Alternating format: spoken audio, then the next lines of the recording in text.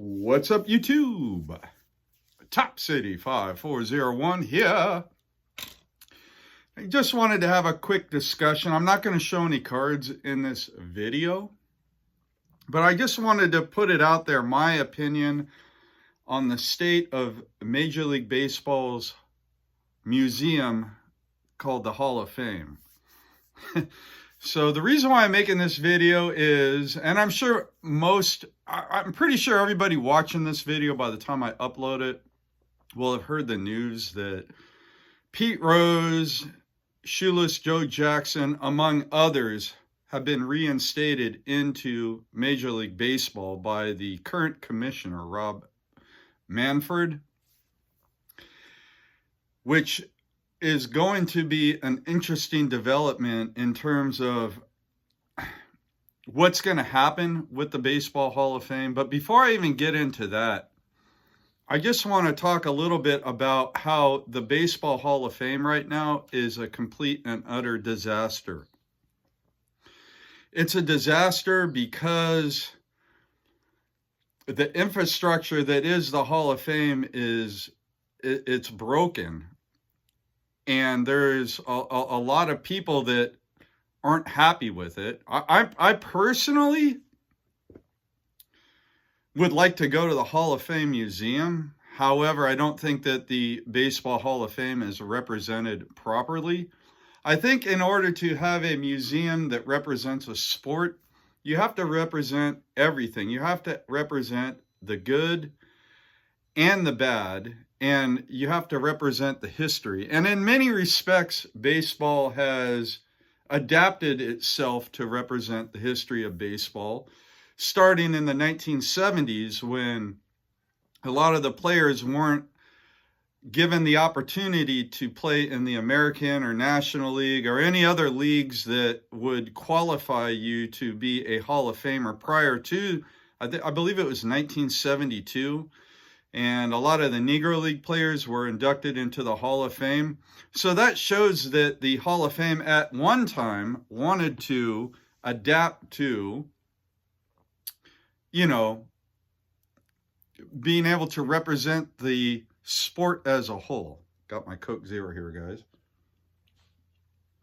And then, of course, in the 80s, with the situation with Pete Rose and A. Bartlett Giamonte,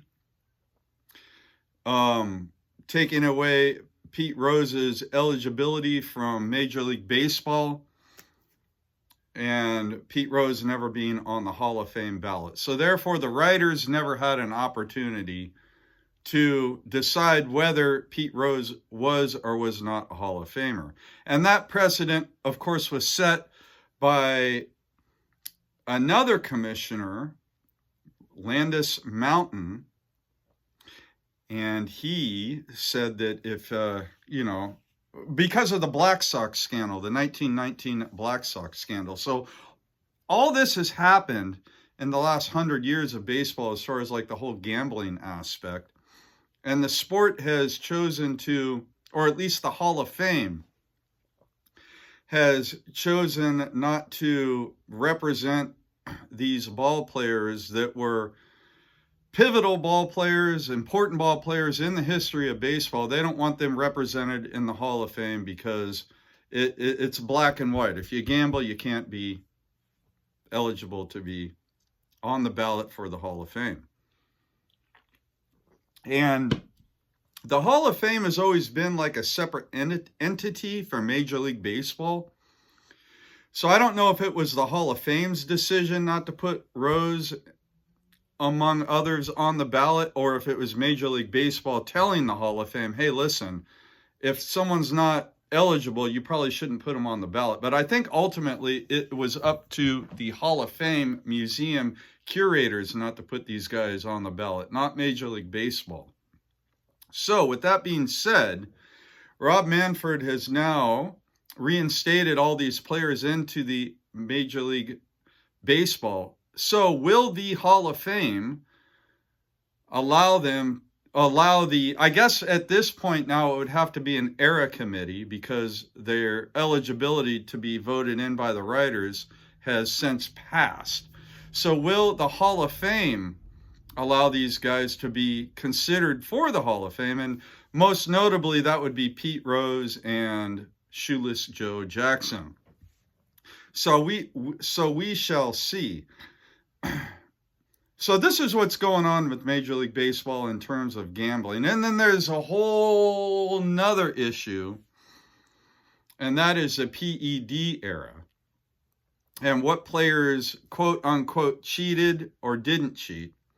And I guess you could say, I forget what year they started testing and suspending and making it a rule against baseball to take PEDs. I believe it was 2005 or 6, somewhere in there. It would have been the year, a year after Bonds won his last MVP, which was in 2004.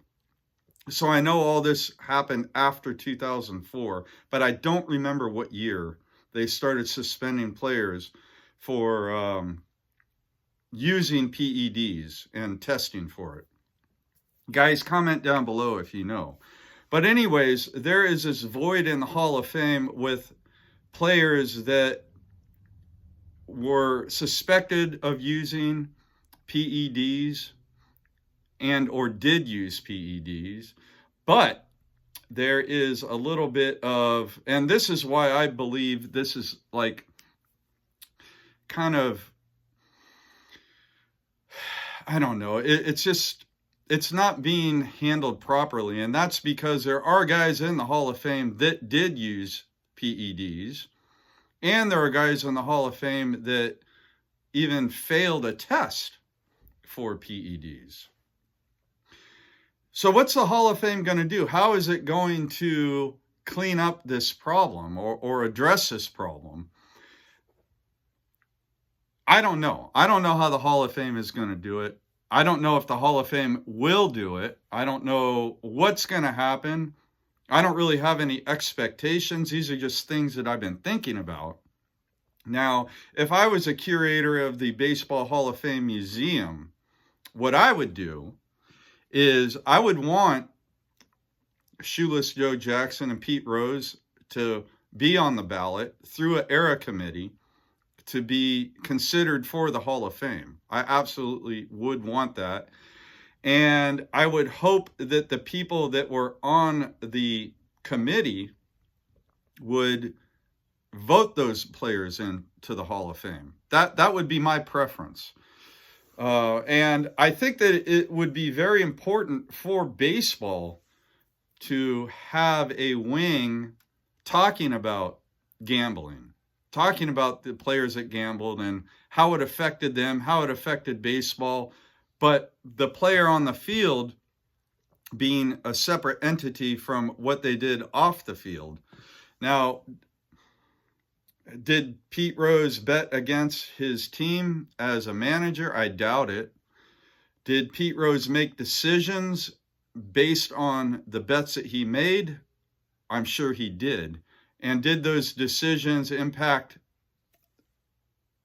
the outcome of perhaps the how the Reds did during the season? Probably so, because maybe you're managing to win a game, not win a series, or you're managing, I mean, yeah, if you're managing to win a game and not a series, then that could definitely affect the outcome of a season.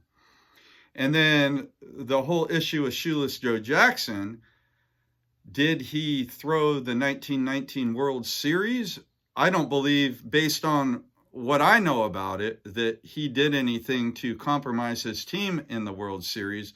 I think Shoeless Joe Jackson just wasn't very smart, and he got caught up in something that was way over anything that he could handle.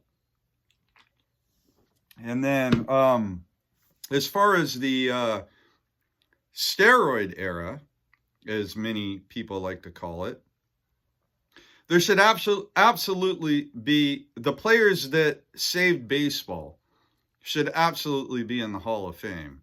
And I'm talking about players like Mark McGwire, Sammy Sosa, Barry Bonds, Roger Clemens, the great players that use steroids should be in the Hall of Fame. The great players that use PEDs should be in the Hall of Fame. I think that I wouldn't have a problem with them being represented in a wing that addressed the PED issue. Another thing I want to talk about is, let's look at, like, socially, how things are different now than they were over the years, because Mountain Landis is a Hall of Famer, and he clearly, in his mind, he thought he was doing what was best for baseball, and baseball obviously thought he did what was best for baseball, but ultimately he didn't do what was best for baseball. And if you're not going to put someone, I guess now socially, I don't think Landis would in a million years be voted into the Hall of Fame. If, let's say, for some reason he was ineligible during his time as commissioner and he would come on the Hall of Fame ballot now, I don't think there's any way he would ever get voted into the Hall of Fame. But that's just my opinion. If you guys aren't familiar with all the negativity that Landis put into baseball, I would recommend that you do a little bit of research about that, because I'm not going to get into all that in this particular video. And then as far as, like, the fact that Bud Selig is in the Hall of Fame and the players that put him there aren't, is a travesty. Because let's face it, Mark McGwire, Sammy Sosa, all these players that saved baseball, those are the guys that put Selig in the Hall of Fame.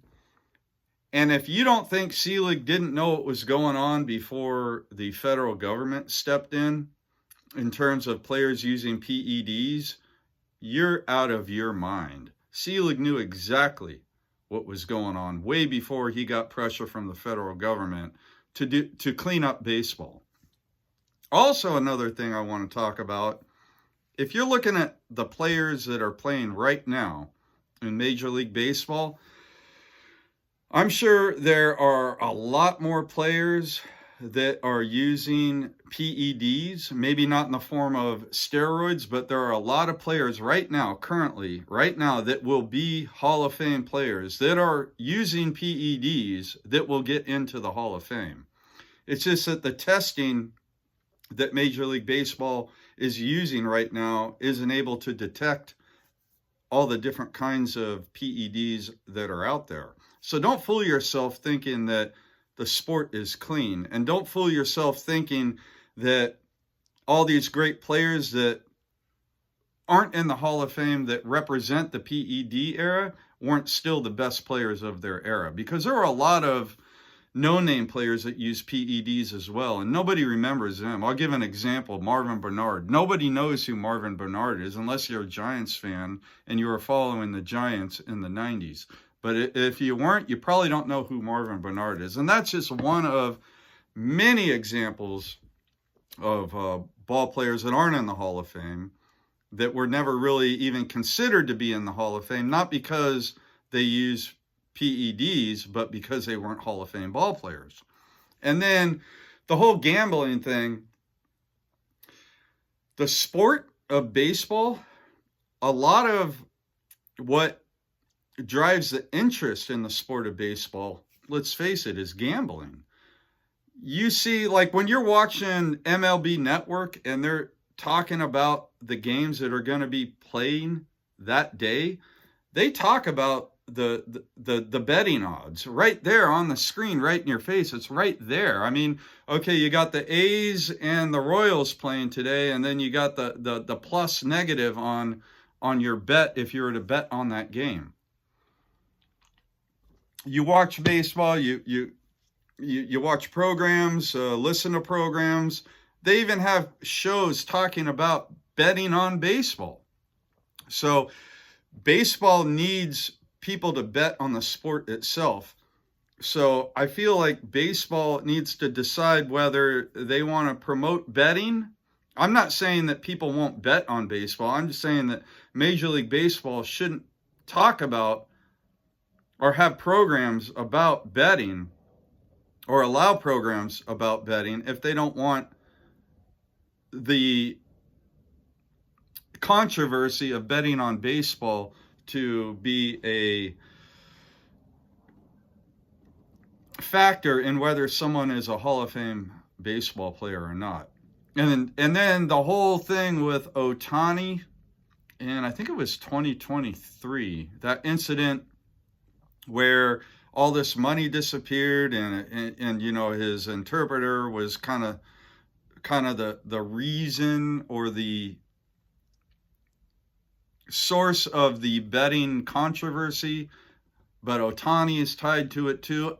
Hey, look, I'm not saying Ohtani bet on baseball. I'm just saying that the explanation that was given, I don't think is necessarily really what happened. But of course, I don't know. But let's face it, I think baseball needs Ohtani more than Ohtani needs baseball. Let's just put it that way. So, where do we go from here? What's the state of the Major League or the Baseball Hall of Fame? Not necessarily just the Major League Baseball Hall of Fame, but the Baseball Hall of Fame. I don't know. All I know is it's a complete mess.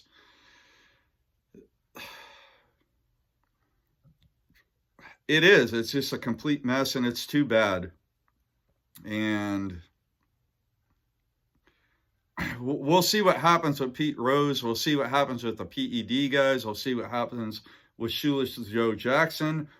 Who knows? Someday we might hear more about the Ohtani incident. I don't know. But one thing I do know is you can't sweep these things under the rug. And the Hall of Fame needs to represent the sport as a whole, in my opinion. It needs to talk about these things and not sweep these issues under the rug. That's my opinion on that, and that's my opinion on the state of the Baseball Hall of Fame. So hopefully you guys, I would love to have a discussion, maybe even like some video responses if you guys want to do some video responses on what I have to say. Comment down below too. I love all the comments I get on my videos, the interaction with everybody on whatever it is on the topics of my videos. Makes for a more fun, interactive experience here on YouTube. So thanks everybody for tuning in. And as always, until next time, happy collecting.